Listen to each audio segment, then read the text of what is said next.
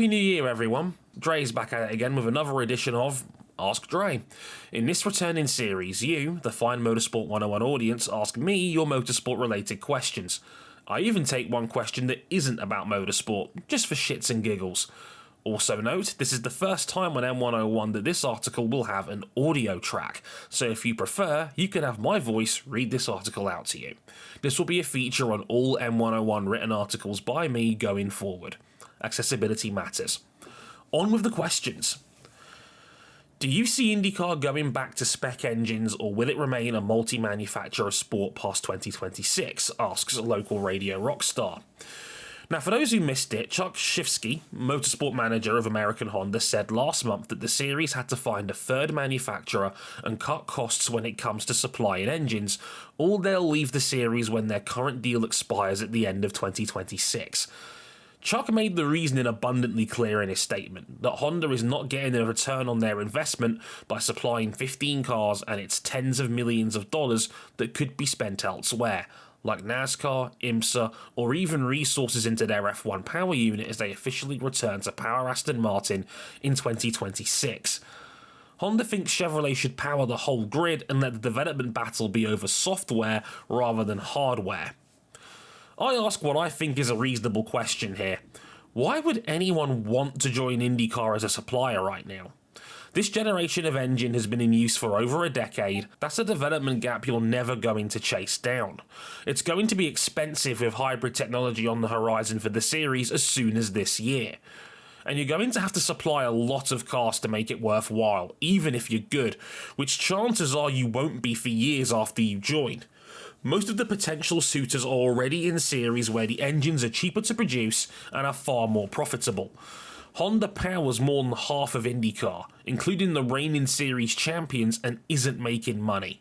What makes you think you will? This is horrible news for IndyCar. It ups the stakes for that third supplier they've always chased, and their current supply situation isn't looking good either, with further delays to their hybrid bolt-on system expected to debut now in the back half of 2024. It means the hybrid conversion is now 2 years behind schedule. And think of the knock-on effect too. It would mean Chevrolet/Ilmor would have to supply the whole grid. And does General Motors want to invest even more money into motorsport when it's just taken on a ludicrously expensive F1 power unit to develop for 2028?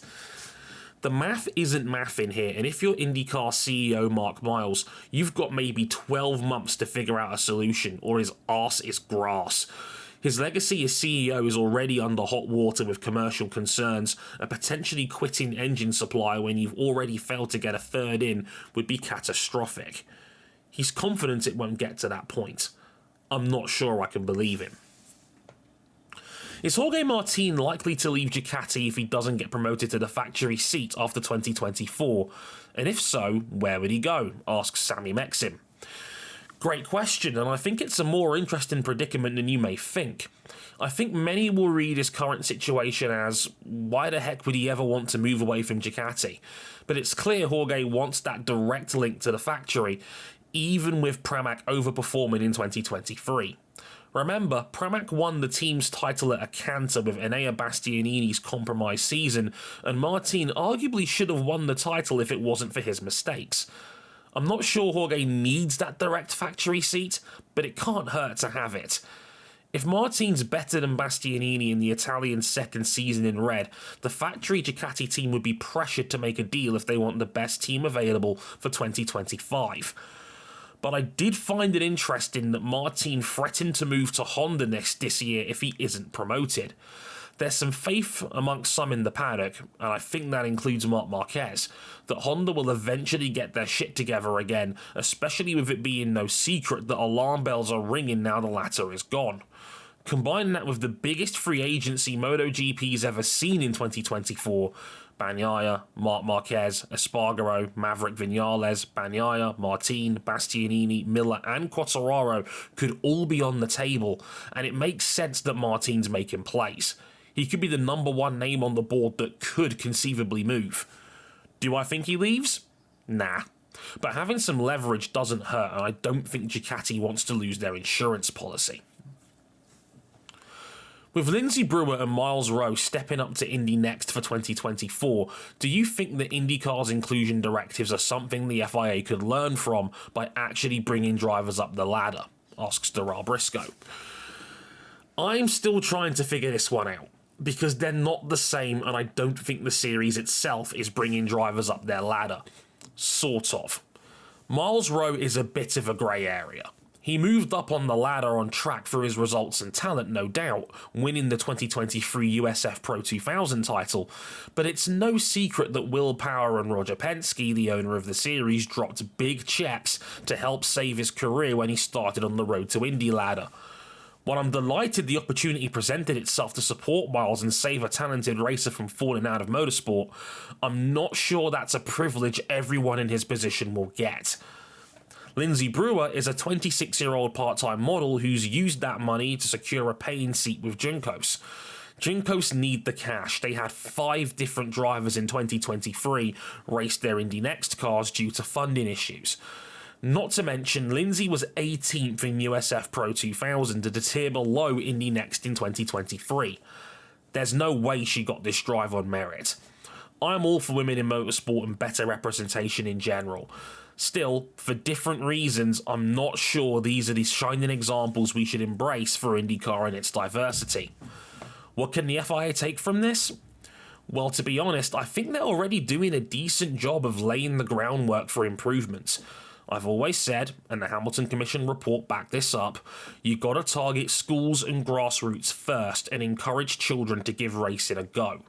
The FIA has the Girls on Track campaign and in 2020 launched its Rising Stars program, a karting scouting initiative for young girls to help get them up the ladder.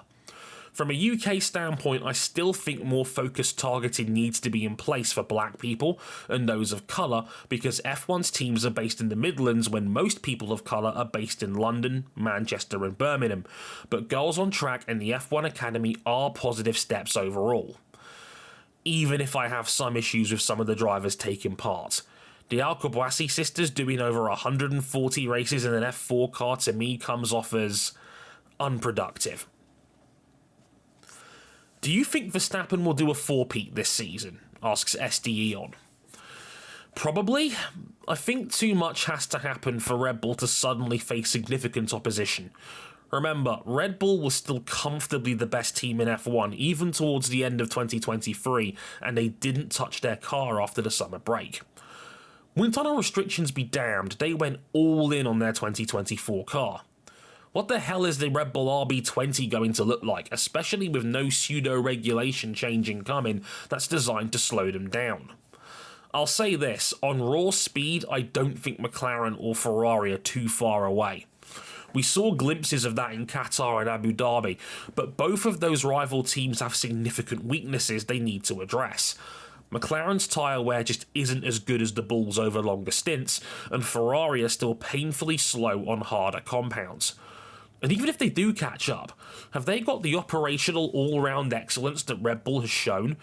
Milton Keynes has the best pit crew in F1, and their strategy department has largely been very good too. These things matter. If anyone takes 5 wins in the year against Red Bull in 2024, that would be a really good sign of progress. But I'm not convinced that's happening. When will Scott Dixon retire, in your opinion? Asks Not Fifth Gear. Whenever he damn well pleases. But seriously, the scary thing is I still think there's a good 2 to 3 more years at the highest level of IndyCar if Dixon wants it. His 2023 would have been a championship season if it wasn't for Alex Palou being otherworldly.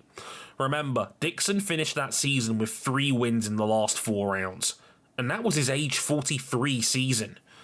Of course, IndyCar drivers seem to keep up their level of performance and will drive longer into their lives than F1 generally does. Will Power was still pretty competitive at the same age this year too. Helio Castroneves was 45 when he won his 4th Indy 500, but he was probably a bit too slow to justify a full-time seat. Dixon hasn't shown that same decline yet, and he's personally said nothing about retiring yet. So I guess we're all going to have to wing it until either he shows he can't cut it at that level anymore, or Dixon pulls the plug himself. This one is a particularly fickle game, but do you have any predictions for the next F1 silly season, as so many drivers will be out of contract at the end of 2024? Asks Galarian Mike. I think you need to see if a key domino falls, and that's what happens at Red Bull. If they choose to move on from Sergio Perez at the end of 2024, who comes in? Do they stick to their usual policy of promoting from within, and they go with Tsunoda or Ricciardo? Or do they go out of left field for someone in the midfield?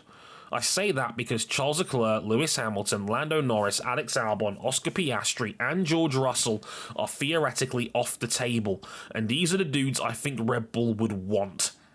And if they do keep it in-house, surely Liam Lawson comes in, right? Further down, can Ferrari and Carlos Sainz strike a new extension? Sainz allegedly wants commitments beyond the 1+1 deal, which I can understand from a personal standpoint given his teammate has got an unprecedentedly long extension since joining Ferrari. Sainz could be the best driver on the board if he walks from the prancing horse. What happens if the two biggest F2 names on the board, Ollie Behrman and Andrea Kimi Antonelli, have big seasons? I could see Haas moving on from one of their drivers for Behrman, who's already had seat time there, and Antonelli could be giving Mercedes a big ol' headache if they have to loan out another junior who's going to be a hot commodity. There are a few more places I'm keeping an eye on. Does Logan Sargent get a third year? Does Sauber stay with its ultra-conservative lineup beyond 2024 and promote Théo Pourchaire? The funny thing is, I think F1 is as risk-averse as it's ever been when it comes to driver transfers.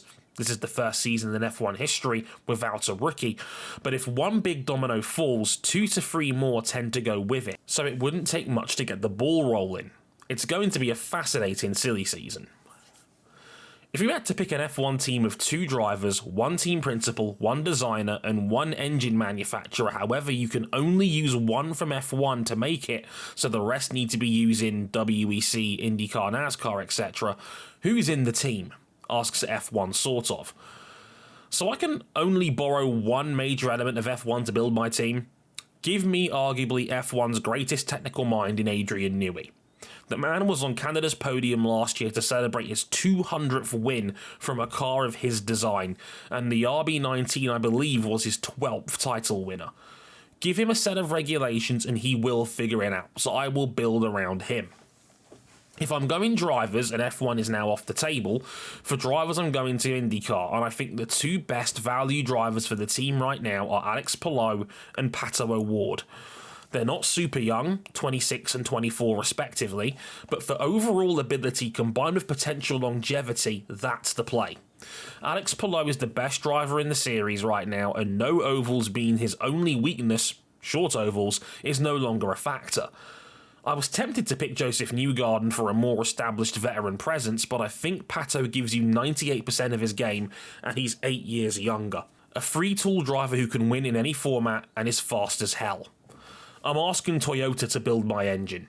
Whenever I'm asked who'd be the one manufacturer I'd want to come back to F1, my go-to answer is them.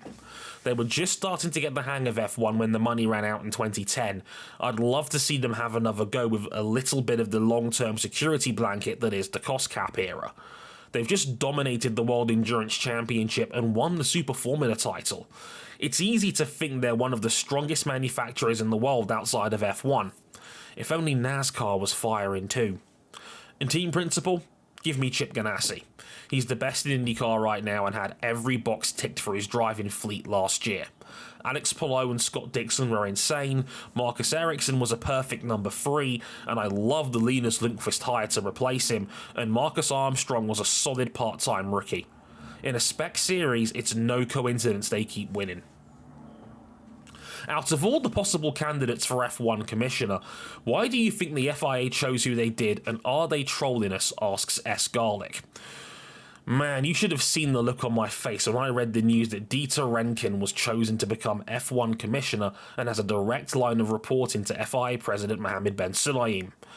On a basic level, I'm not sure what you gain from putting an experienced journalist in a management position whose goals are to lay out improvements for the series.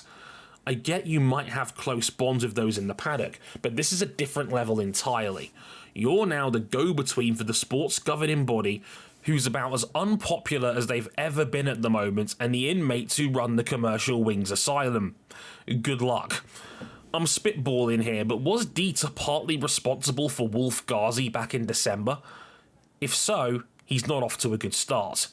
And is this another pawn in Ben Sulayem's seeming game plan of fucking with F1's commercial wing? Because 2023 has been messy as hell for FIA/FOM politics, and I'm not sure this hire will help in the long run. Should Albon stay at Williams? Asks Daniel Montiero. Interesting one, this. Albon's contract is until at least the end of 2024, according to Autosport, so I suspect there may be an option for another year in there somewhere. Don't know if that's a team or a driver option. Albon's made it abundantly clear that he feels he can challenge for race wins again, but I doubt Williams, despite their big gains in 2023, is going to get that kind of position in just 12 months. So is Albon, who is 28 in March, prepared to wait as he enters his prime? And could someone else make an offer that could tempt him? I think if a team in that Aston, Mercedes, McLaren, Ferrari block makes an offer, I'd be likely to take it if the option was there, but movement doesn't seem likely with both Mercedes and McLaren's tied down. Leclerc is rumoured to have signed a mega deal, Alonso almost guaranteed to get an extension with Aston, and Stroll likely unmovable. I fear for Alex. You're either hoping Sainz jumps ship, and if he does, is Esteban Ocon ahead of Albon in the queue for a dream move, or you're hoping Williams gets good. Where do you think Marc Marquez could go for 2025, asks 10 is Red. I will go 1 month in the inbox without a Marc Marquez question someday. Maybe that'll be my New Year's resolution for the year. Anyway, I think you have 3 main options here. Alongside them is the percentage chance I think it'll happen based on my intuition and vibes. Option 1, he stays at Gresini, 70%. I think this is by far and away the most likely scenario. Now, we know Marquez's adaptation to the Desmondeshi went about as well as you could hope. It's a good sign he'll be competitive immediately. That's what Marquez ultimately wants, and Gresini last year won in sprint and Grand Prix form. I don't think he goes any further up the Ducati pecking order because there's talk that Ducati doesn't want him too close to the top in case he takes the family silver and shoots off again, maybe as early as next year. Option 2, he goes to KTM, 25%. If there ends up being an open race for Marquez's services next year, KTM will bring a gun to a knife fight. KTM have had no problem throwing tens of millions into this sport and would likely do so again for a rider of Marquez's calibre. And remember, the team is Red Bull sponsored, and Marquez is one of Red Bull's prized elite athletes with an individual deal. I'm almost certain Red Bull would assist in any kind of power play to bring Marc to the Austrian hills. It would be a small step back competitively, but KTM being the number 2 bike in the sport right now isn't a bad landing spot. Option 3, he goes back to Honda, 5%. This is your long shot for me, but I wouldn't completely rule it out. I said in my season review that Marc's Honda departure felt a hell of a lot more like a goodbye for now than a goodbye forever. You could tell he really didn't want to leave that team. Honda is going into 2024 with full guns blazing, a new bike that went over well at the Valencia test, and more parts coming from Japan. By all accounts, Marquez leaving might finally be the wake-up call the camp has badly needed. If they can prove they have a competitive package again, Marquez's love for the Honda camp and his proven success there might be enough to tempt him back. But 1 year feels too soon. Grading of tracks aside, which F1 track would you like to see IndyCar race at, and which IndyCar track would you like to see the F1 race at? That's from Nicole Margineau. I'd love to see F1 at Road America. I think Road America is the best track on the IndyCar calendar. It's fast, got plenty of overtaking opportunities, and I think it's one of the few IndyCar road and street tracks big enough so that F1 cars could conceivably race each other. As you said, grading of tracks aside, I know it would never happen because the amount of money you'd have to throw at it to make it grade 1 and convince fans to head to Wisconsin for an F1 race would be a hell of a challenge, but it's fun to dream. IndyCar to F1? I think Bahrain tops the list for me. Bahrain for me is the most underappreciated track on the F1 calendar, and again I think it's wide, open, fast, and cars can attack and counter-attack around it. I know F1 fans get very nostalgic for the traditional Australian opener, but I think Bahrain's done a brilliant job of taking the opener honours and consistently producing good racing. So yeah, why not put IndyCar there? And finally, what are your expectations of Manchester United now that Sir Jim Ratcliffe acquired 25% of the club? Again, from Daniel Montiero. I think a lot of Manchester United's future will boil down to how much clout Ratcliffe will ultimately have on the football-related decisions.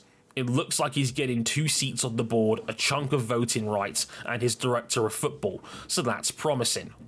I know people don't want to take the easy way out of talking about United's problems, but it is the obvious answer. It's the ownership, and it starts at the top. The Glazer family are very good at marketing, brand activations, and making money for themselves off the club's name and reputation. But they don't know how to actually run a football club. The last 10 years of the club's history have shown that. From big-name managers that haven't worked out to throwing over £1 billion at transfers that have largely been failures. That vicious cycle of bringing a new manager in, having short-term success, only for the players to lose faith once they plateau in the Champions League spots, only to reset again is all too painful. We're likely due another one soon. I already suspect manager Erik ten Hag is losing the locker room, and the players are phoning it in thinking another new manager is coming in the summer. In any case, I like what Ratcliffe is saying initially. A $300 million commitment to improving Old Trafford, which didn't get picked for a Euro stadium, which kinda says it all about the state of the place, is welcome news. Continued financial support to the women's team is good, and by all accounts, the Ineos Sports Group are calling the shots. Now, their overall sporting record is a little hit and miss, but I'm glad the sporting decisions are being taken out of the Glazers' hands. Fans of the club need to be patient. It's going to be 6 to 8 weeks before the purchase is even fully approved, so don't expect shockwaves in January and its respective transfer window. And I think it could be a good year or two before we see meaningful change in full flow. See Newcastle after Mike Ashley was finally bought out. Success likely won't be immediate, as United have a lot of squad management issues they need to address. Varane, Casemiro, Greenwood, Antony, etc. But I can understand the optimism. Expectations need to be grounded though. And that'll do it for Ask Dre. I'm going to be making this a monthly feature on Motorsport 101 going forward, so keep your eyes peeled on X for when I ask for questions. And don't worry if you didn't make the cut this time around. Sometimes I'll save questions for months where they're more relevant, like seasonal previews. Thanks for reading, and see you in February.